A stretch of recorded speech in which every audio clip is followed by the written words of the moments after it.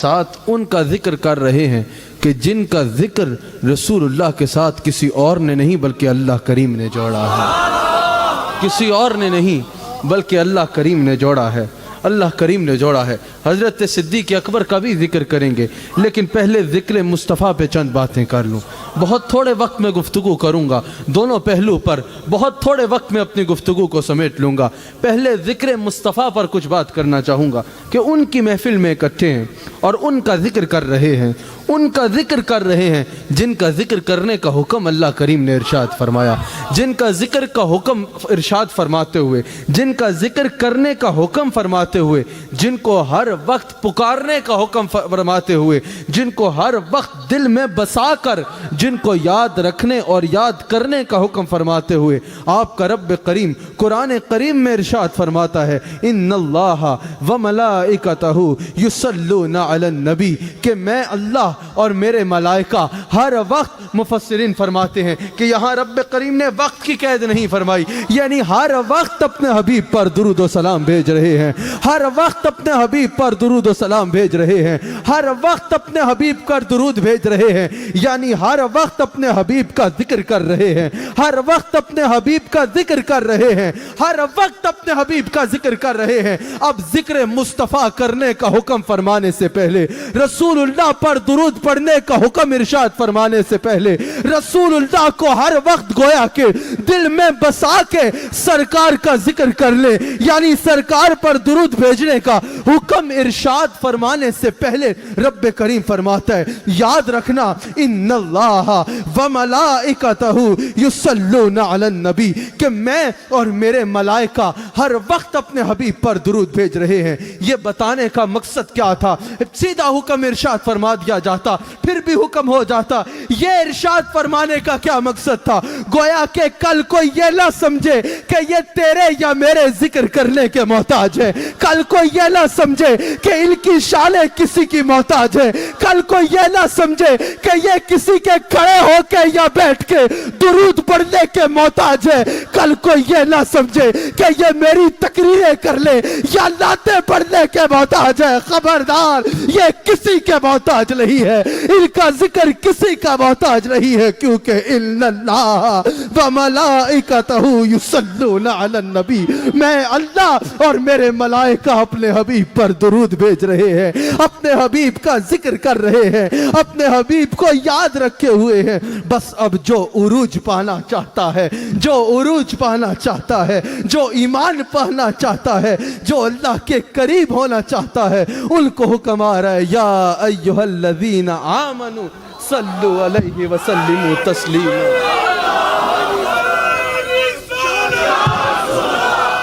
اللہ والوں کی زبان پر ہر وقت ذکر مصطفیٰ ہوگا، ان کی زبان ہر وقت ذکر مصطفیٰ سے تر ہوگی، ان کی زبان پر ہر وقت ذکر مصطفیٰ ہوگا، ہر وقت ذکر مصطفیٰ ہوگا۔ جبریل امین سرکار کی بارگاہ میں حاضر ہوتے ہیں، عرض کرتے ہیں یا رسول اللہ اگر ابھی آپ مجھ سے سوال فرمائیں، اگر آپ ابھی مجھ سے سوال فرمائیں کہ اس زمین پر کتنے بارش کے قطرے برس چکے یا کتنے برسنے ہیں، یا رسول اللہ لمحوں میں عرض کروں گا، یا رسول اللہ کتنے درخت ہیں، ان پر کتنے پتے ہیں، لمحے میں عرض کروں گا۔ عرض کرتے جا رہے ہیں، یہ پوچھیں تو عرض کروں گا، یہ پوچھیں تو عرض کروں گا، لیکن ایک چیز ہے جس کا احاطہ جبریل کرنے سے قاصر ہے۔ یا رسول اللہ وہ کیا ہے کہ جب آپ کا کوئی غلام، آپ کا کوئی امتی آپ کی محبت میں ڈوب کر آپ کا ذکر کرتے ہوئے گویا کہ آپ پہ درود و سلام بھیجتا ہے، رب کریم اس پر کتنا راضی ہوتا ہے، جبریل اس کا احاطہ کرنے سے قاصر ہے۔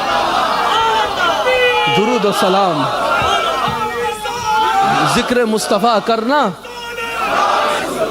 ذکر مصطفیٰ کرنا یہ فقط ایمان والوں کا حصہ ہے، یہ فقط ایمان والوں کا حصہ ہے، یہ فقط ایمان والوں کا حصہ ہے۔ یاد رکھنا مومن میں اور منافق میں فرق کرنے کا بہترین طریقہ ہے کہ مومن کی زبان ہمیشہ ذکر مصطفیٰ سے تر ہوتی ہے، ذکر مصطفیٰ سے تر ہوتی ہے۔ البدایہ والنہایہ گواہ ہے کہ جب کذاب کے خلاف جنگ تھی، کذاب کے خلاف جنگ تھی،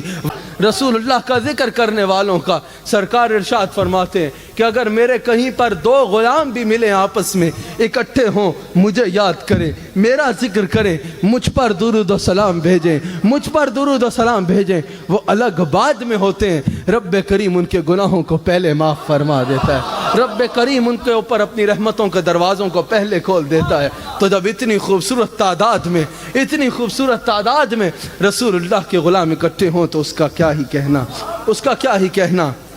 اور اکٹھے بھی ہوں تو اس غلام کے یاد میں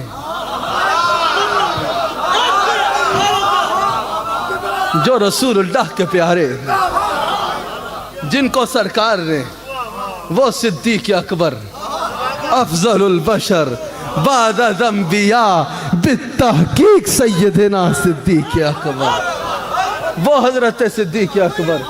وہ حضرت صدیق اکبر کہ حضرت عمر فاروق فرماتے ہیں، حضرت عمر فاروق ارشاد فرماتے ہیں کہ ابو بکر سے افضل اس امت میں کوئی نہیں، انبیاء کے بعد ابو بکر سے افضل کوئی نہیں، اور اگر ابو بکر سے افضل انبیاء کے علاوہ کوئی کسی کو کہے گا تو وہ زیادتی کرے گا، وہ زیادتی کرے گا، وہ جھوٹ بولے گا، اور اس کی سزا بھی وہی ہے جو کسی جھوٹے کی سزا ہوتی ہے، اس کی سزا بھی وہی ہوگی جو ایک جھوٹے کی سزا ہوتی ہے، جو ایک جھوٹے کی سزا ہوتی ہے۔ ہمیں نظر آتا ہے وہ صدیق اکبر کہ سرکار نے جن کو سب صحابہ کا امام بنا کر، یہ جملہ میں نے پہلے بھی کچھ ایک آدھ خطاب میں یہاں پر بولا کہ جن کو سرکار نے سب صحابہ کا امام بنا کر، ثانی کا لقب عطا فرما کر، اپنا جانشین بنا کر اپنے مسلح پر کھڑا کیا، اپنے مسلح پر کھڑا کیا، سب صحابہ کا امام بنایا اور اپنے مسلح پہ کھڑا کیا، اور بتا دیا کہ جیسے معراج کی شب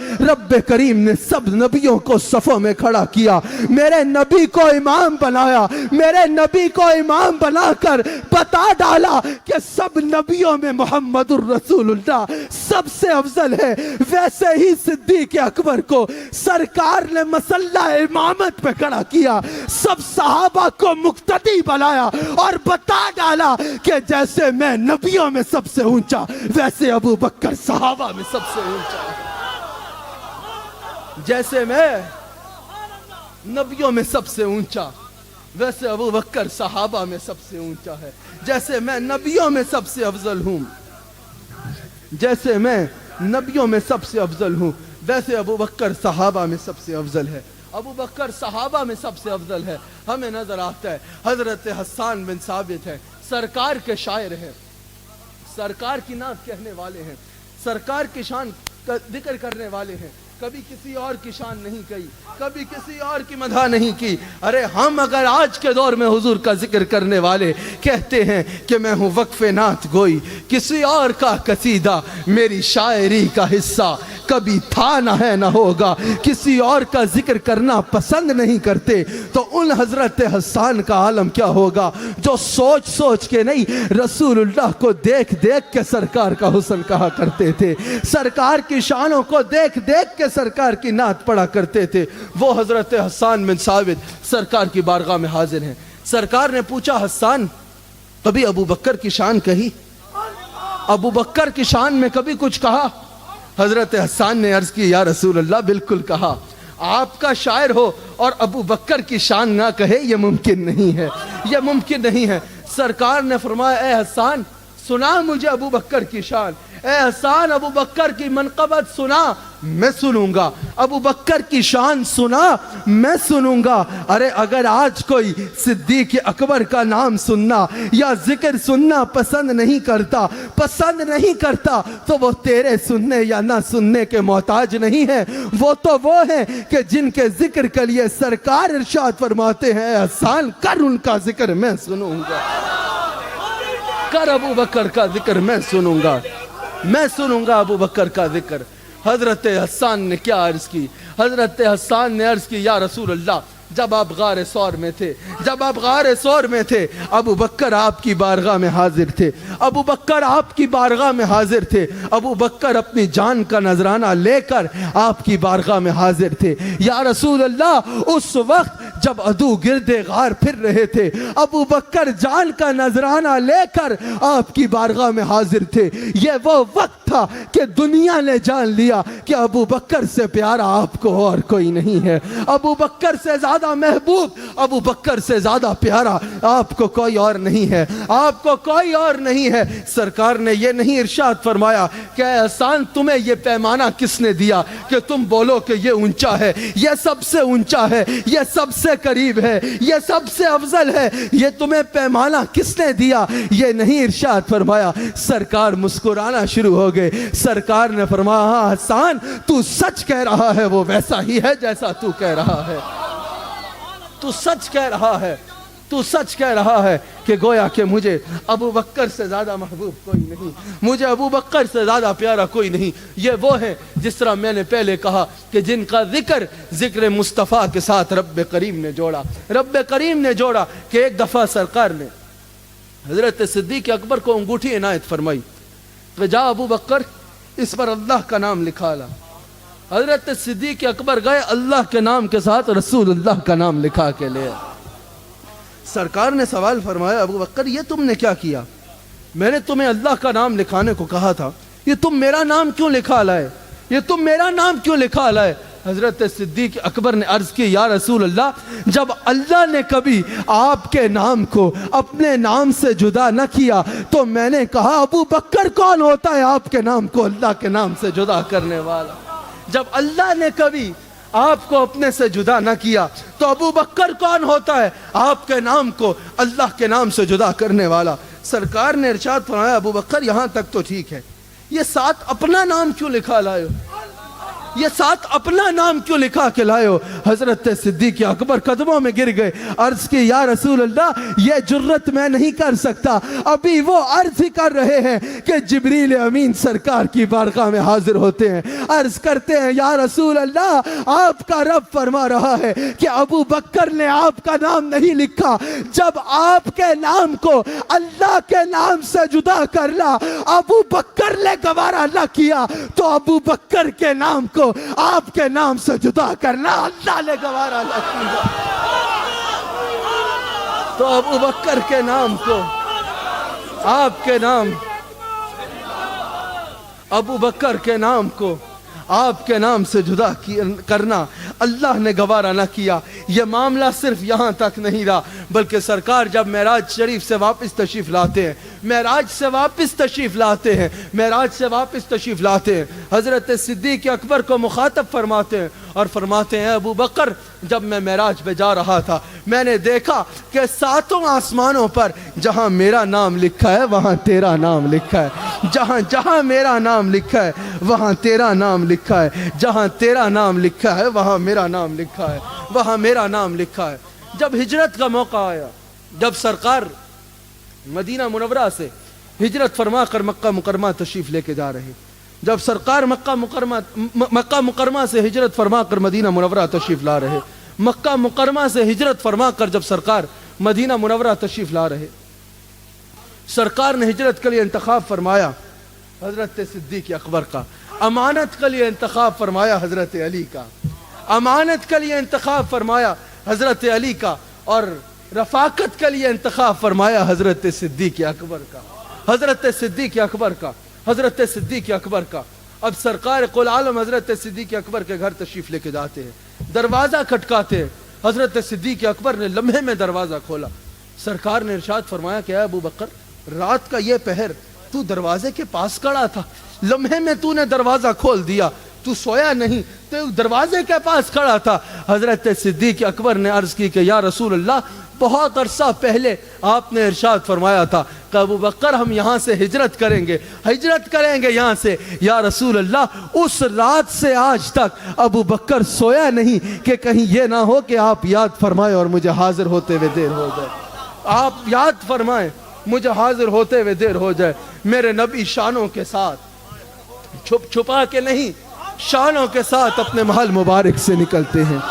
شانوں کے ساتھ اپنے محل مبارک سے نکلتے ہیں، شانوں کے ساتھ اپنے محل مبارک سے نکلتے ہیں۔ جب 40 کفار نے میرے نبی کے گھر کو گھیرا ہوا تھا، 40 کفار رسول اللہ کے محل مبارک کو گھیر کے کھڑے ہیں، نظریں جما کے کھڑے ہیں کہ نکلے تو حملہ کریں گے، نکلے تو حملہ کریں گے۔ میرے نبی چھپ چھپا کے نہیں، شانوں کے ساتھ اپنے محل مبارک سے نکلتے ہیں، شانوں کے ساتھ اپنے محل مبارک سے نکلتے ہیں۔ مٹی اٹھاتے ہیں، ہوا میں پھینکی جاتی ہے۔ رب کریم فرماتا ہے اے میرے حبیب، یہ مٹی آپ نے نہیں، یہ مجھ اللہ نے پھینکی ہے، یہ مجھ اللہ نے پھینکی ہے، یہ مجھ اللہ نے پھینکی ہے۔ وہ کفار اندھے ہو جاتے ہیں، رسول اللہ شان و شوکت کے ساتھ ان میں سے گزر جاتے ہیں، میرے نبی کو دیکھ نہیں پاتے، دیکھ نہیں پاتے، شان و شوکت کے ساتھ نکلتے ہیں، شان و شوکت کے ساتھ نکلتے ہیں، چھپ چھپا کے نہیں، اندھے ضرور ہو جاتے ہیں پر میرے نبی کو دیکھ نہیں پاتے۔ آج بھی میں اکثر کہا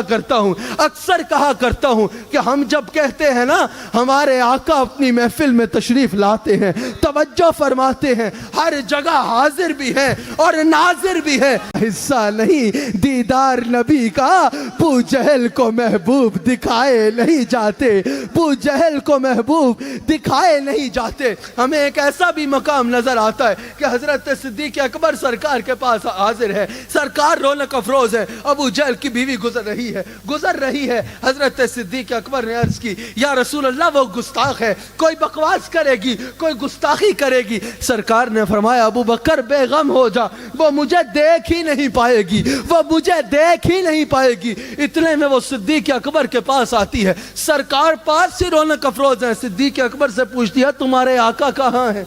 تمہارے آقا کہاں ہے، تمہارے آقا کہاں ہے، تمہارے آقا کہاں ہے؟ تو پتہ چلا ہر ایک کا حصہ نہیں دیدار نبی کا، ابو جہل کو محبوب دکھائے نہیں جاتے، ابو جہل کو محبوب دکھائے نہیں جاتے۔ ہمارے آقا شان و شوکت کے ساتھ وہاں سے نکلتے ہیں، شان و شوکت کے ساتھ وہاں سے نکلتے ہیں، مدینہ منورہ تشریف لے جا رہے ہیں۔ تو جب وہاں 40 کفار کے بیچ میں سے نکل گئے تھے، چھپنے کی ضرورت نہ پڑی، چھپنے کی ضرورت نہ پڑی تو غار ثور میں بھی چھپنا مقصد نہیں تھا، چھپنا مقصد نہیں تھا، چھپنا مقصد نہیں تھا۔ اگر چھپنا ہوتا تو وہاں سے چھپ کے نکلا جاتا، باہر نکل کے چھپنا مقصد نہیں تھا۔ سرکار کے دل مبارک میں آیا ہوگا کہ ابو بکر سے پوچھا گیا تیری خواہش کیا ہے، تو چاہتا کیا ہے، تیرے دل میں ارمان کیا ہے؟ تو عرض کی کوئی اور ارمان نہیں ہے، ارمان ہے تو ایک ہے، النظر الی وجہ رسول اللہ، کہ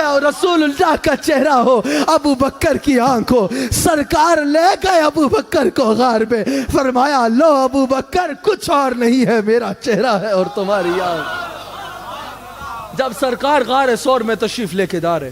جب سرکار غار ثور میں تشریف لے کے جا رہے، حضرت صدیق اکبر نے سرکار کو عرض کی یا رسول اللہ میرے کندھوں پر سوار ہو جائے۔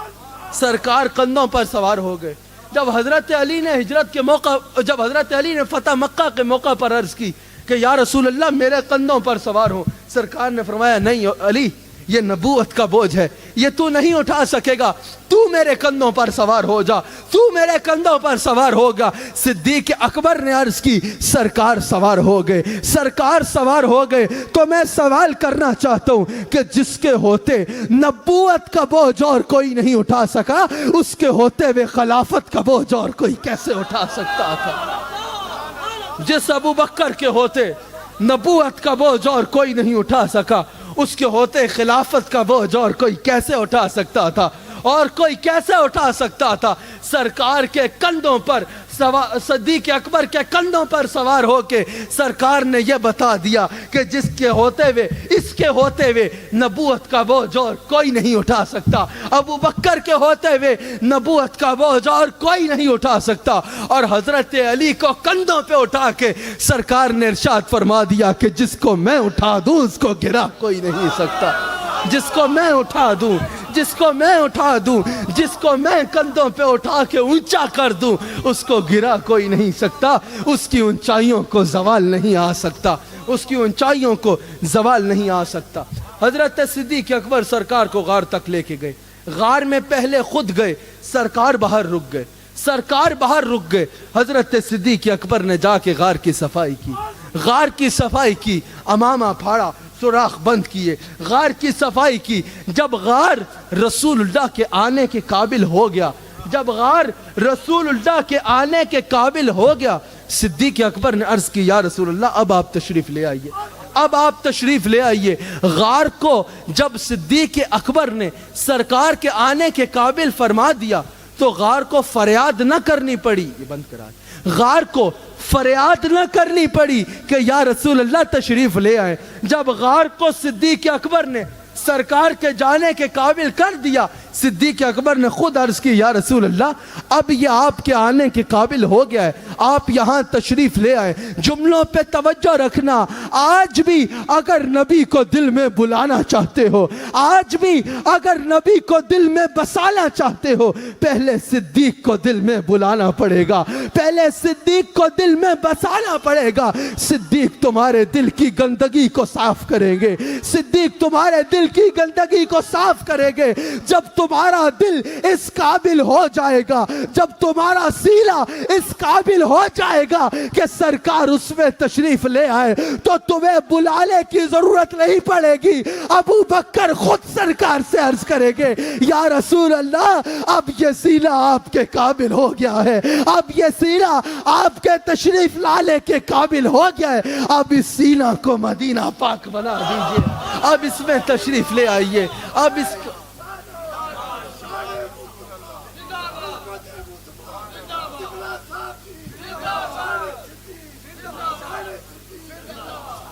یہی وہ غار کا وقت تھا، یہی وہ وقت تھا کہ ایک دفعہ جب حضرت ام المؤمنین حضرت عائشہ صدیقہ نے، ام المؤمنین حضرت عائشہ صدیقہ نے، کہ جن کا ادب، جن کی محبت، جن کا ادب ہمارے خون میں شامل ہے، الحمدللہ ہمیں گھٹی میں ان کا ادب سکھایا گیا ہے، ان کا ادب سکھایا گیا ہے، ان کا ادب سکھایا گیا ہے۔ ان کے نام پر خالی سیاست کر کے کسی شہر میں 2 تقریریں کر دینا نہیں سکھایا گیا، بلکہ الحمدللہ آخری دم تک ان کا ادب کرنا سکھایا گیا ہے، آخری دم تک ان کے قدموں سے وابستہ رہنا سکھایا گیا ہے۔ وہ حضرت عائشہ صدیقہ سرکار سے عرض کرتی ہے کہ یا رسول اللہ آپ کا کوئی ایسا غلام ہے جس کے اعمال ان تاروں سے بڑھ کر ہوں؟ سرکار نے فرمایا ہاں میرا غلام عمر۔ حضرت مائی صاحبہ کے دل میں خیال ہی آیا کہ یہاں سرکار میرے والد کا نام لیتے، سرکار میرے والد کا نام لیں گے۔ سرکار نے فرمایا عائشہ تو نے پوچھا تھا تاروں سے بڑھ کر، ابو بکر وہ نہیں ہے جس کے اعمال تاروں کے ساتھ تولے جائے۔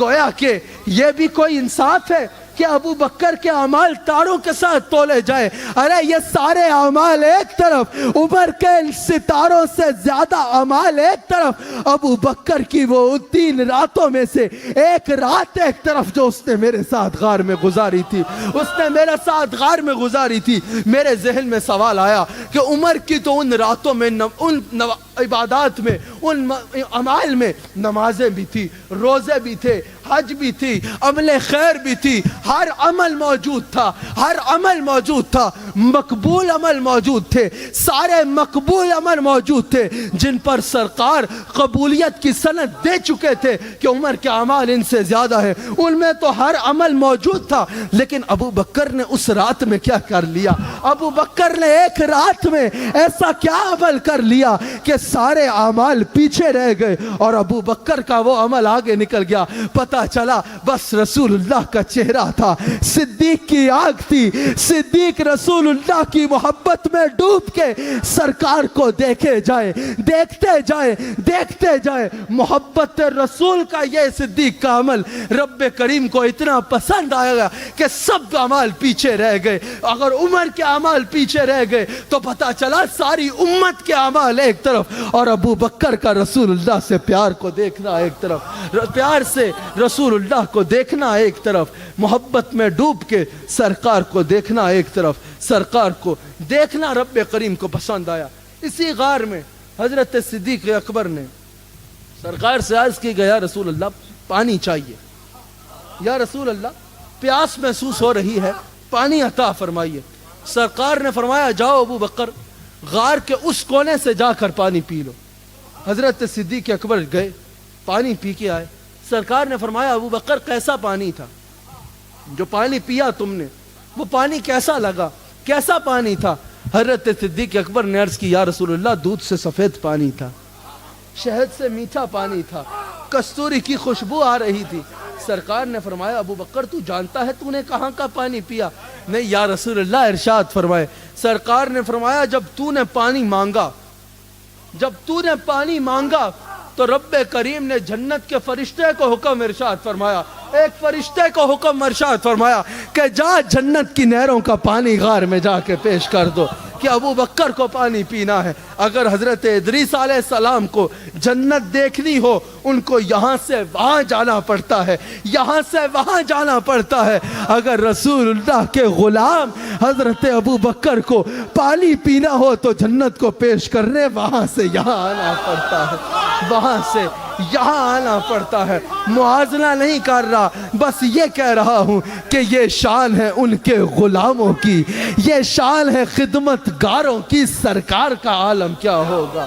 سرکار کا عالم کیا ہوگا، سرکار کا عالم کیا ہوگا۔ اللہ کریم ہمیں سرکار کے وفاداروں میں سے رکھے، اللہ کریم ہمیں سرکار کے جان نثاروں میں سے رکھے، اللہ کریم ہمیں سرکار پر ویسا ہی ایمان رکھنا نصیب فرمائے جو صحابہ کا ایمان تھا، جو صحابہ کا ایمان تھا، جو صحابہ کا ایمان تھا، تاکہ پھر ہم سرکار کی ہر نسبت کا احترام کریں، سرکار کی ہر نسبت کا احترام کریں۔ اگر سرکار کے اصحاب ہوں تو ان کا احترام کریں، اگر سرکار کی اہل بیت ہو تو ان کا احترام کریں، ان کا احترام کریں۔ اہل سنت کا ہے بیڑا پار، اصحاب رسول نجم ہے اور ناؤ ہے اطرت رسول اللہ کی، نجم ہے اور ناؤ ہے اطرت رسول اللہ کی۔ ماشاءاللہ یہ خوبصورت محفل پر میں آپ احباب کو مبارکباد پیش کرتا ہوں،